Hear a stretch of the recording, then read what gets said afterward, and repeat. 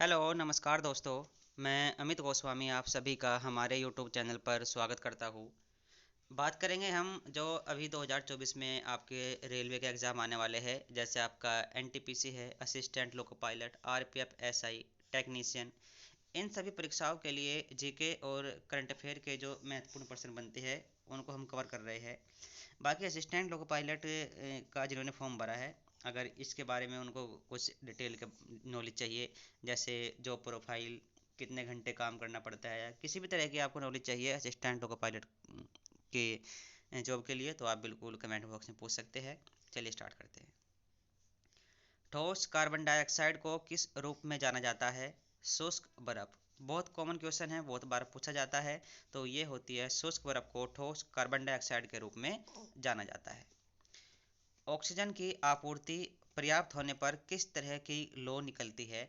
यानी कि अगर जो दहन होता है या आग लगना होता है, उसमें नीली नो लौ निकल रही है, तो इसका मतलब ऑक्सीजन भरपूर मात्रा में है।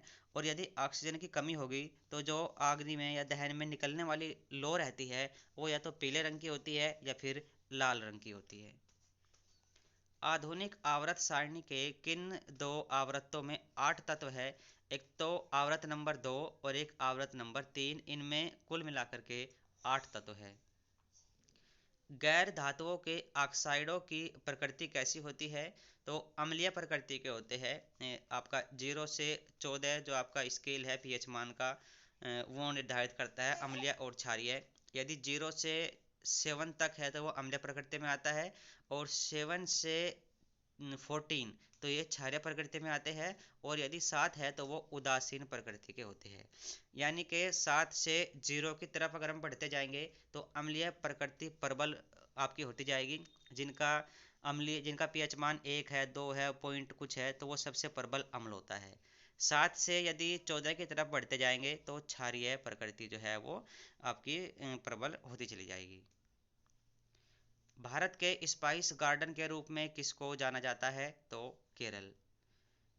कार्बन डाइऑक्साइड में कार्बन का प्रतिशत कितना होता है? तो 27.3%। हाइड्रा किस प्रकार से प्रजनन करता है? तो मुकुलन के द्वारा। एन अनसुटेबल बॉय पुस्तक के लेखक कौन हैं? तो करण जौहर। प्रथम आदि ज्योतिर्लिंग का मंदिर कहाँ पर स्थित है? तो ये भगवान महादेव को समर्पित है। भगवान महादेव के मंदिर होते हैं। तो सोमनाथ मंदिर, जिसको देवपाटन भी आप कह सकते हो, ये गुजरात में स्थित है। एथलीट फुट की बीमारी किसके कारण फैलती है? तो जो कवक होते हैं, फंगस होते हैं, उनके द्वारा एथलीट फुट की बीमारी फैलती है। कोशिका को निश्चित आकार किसके द्वारा प्रदान किया जाता है? तो कोशिका झिल्ली के द्वारा कोशिका को एक निश्चित आकार प्रदान किया जाता है, और ये जो है एक बाहरी आवरण होता है। और शरीर के अंदर अंदर से बाहर या बाहर से अंदर जो संचरण आपका किसी भी पदार्थों का या हो गया, तो वो कोशिका झिल्ली के द्वारा ही निर्धारित होता है। जिन उपग्रह के परिक्रमण काल की अवधि पृथ्वी के बराबर होती है, उन्हें क्या कहा जाता है? उनको भूस्थिर उपग्रह कहते हैं, और उनकी ऊंचाई भूमध्य रेखा से लगभग 35,800 या फिर अप्रोक्सीमेट आपको 36,000 किलोमीटर आपको एग्जाम में मिल जाएगा। पौधों में जड़ से पत्तियों तक जल का परिवहन कौन करता है? ये ऊतक होता है। आपके एग्जाम में यह प्रश्न जरूर बनता है, या तो जाइलम या फिर फ्लोएम। तो जो आपके खाद्य पदार्थों का संचरण होता है पत्तियों में या फूलों में, ये बनता है। और पूरे पेड़ में या पूरे पौधों में जो संचरण होता है वो फ्लोएम के द्वारा होता है। और जड़ों से जो आपके पूरे पेड़ पौधे में पानी का संचरण होता है वो जाइलम नामक ऊतक के द्वारा होता है। दोनों ही दृढ़ प्रकार के ऊतक है, स्थायी ऊतक भी इनको बोला जाता है। स्वर्ण जयंती ग्राम स्वरोजगार योजना का नया नाम क्या है? 1999 में ये योजना चलाई गई थी, और इसका नाम बदल करके अभी राष्ट्रीय ग्रामीण आजीविका मिशन कर दिया गया है। वह तारा कौन सा है जो आकाश में स्थिर है और रात में अधिक चमकदार दिखाई देता है? तो उसको बोलते हैं ध्रुव तारा। भारतीय अंतर्राष्ट्रीय विज्ञान महोत्सव 2023 का आयोजन कहाँ किया गया? तो ये किया गया है हरियाणा के अंदर। जनवरी 2024 में सहयोग काइंजन नामक युद्धाभ्यास में किन दो देशों ने भाग लिया? भारत और जापान ने। 2024 में फीफा का सर्वश्रेष्ठ खिलाड़ी का पुरस्कार किसने जीता है? Lionel Messi.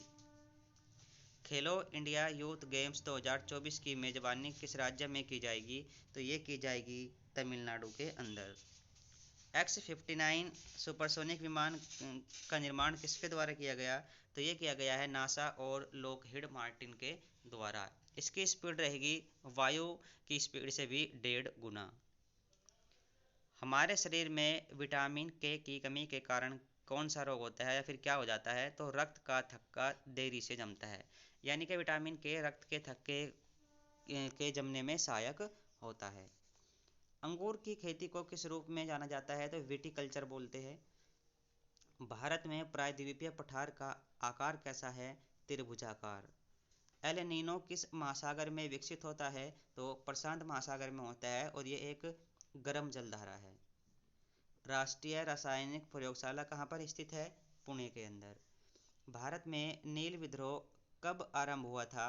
1859 में। बंद गोभी का जो खाने जाने वाला भाग है उसको क्या बोलते हैं? उसको बोला जाता है कायिक कलिका। दीवान अर्थ विभाग का संबंध किससे था? तो ये रक्षा विभाग से था। 2024 ऑस्कर में बेस्ट एक्ट्रेस का अवार्ड किसको मिला है? तो ये जीत लिया है एमा स्टोन ने और उनकी फिल्म थी पुअर थिंग्स में उनके अभिनय के लिए। प्रिट्जर पुरस्कार 2024 के विजेता कौन हैं? तो ये है रिकेन यामामोटो। ये आपको वास्तुकला या फिर आर्किटेक्ट का इसको नोबेल पुरस्कार बोला जाता है। तो ये जीता है 2024 का रिकेन यामाटोटो। इस वीडियो में इतना ही, बाकी और क्वेश्चंस करेंगे नेक्स्ट वीडियो में। फिलहाल थैंक यू।